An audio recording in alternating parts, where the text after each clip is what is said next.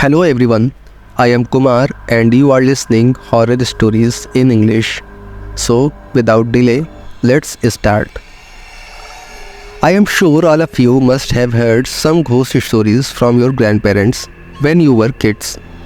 These are old tales that people have been hearing for a long time. Today, I am going to tell you one such story that my grandmother told me. When I heard the whole thing, I was very terrified. This happened around 30 years ago. Back then, my grandparents had just gotten married, so my grandmother wasn't in the village much. She had just arrived in the village a few days ago. Now, let me tell you that my grandfather's family was quite wealthy and had a sturdy house made of brick. However, the roof wasn't concrete but rather made of bamboo and tin sheets. The room where my grandparents used to sleep was also newly built. In those days, there were no windows in the walls, just small openings here and there for light. There was a pond near our house in the village where people from other villages would come to bathe their cattle.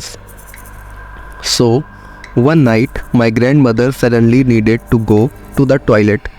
Back then, there were no toilets in the houses, so everyone would go outside the village, near the pond, to relieve themselves. My grandmother woke up, and although it was still dark, she knew dawn was about to break. The fishermen would always come to the pond early in the morning to catch fish. So, my grandmother thought to herself, "What's the big deal? I just go quickly." And with that thought, she went alone without telling anyone to the pond. A little while later, as she was returning, she saw a man standing on the other side of the pond. He was very thin and wearing a vest and lungi. My grandmother thought he might be a fisherman who had come to catch fish. But then the man saw her and started running towards her. He was running in a strange way, and my grandmother realized that something was off. She quickly ran back to her house, went to her room, and lay down quietly. She didn't tell anyone what had happened. But what happened next was even more terrifying.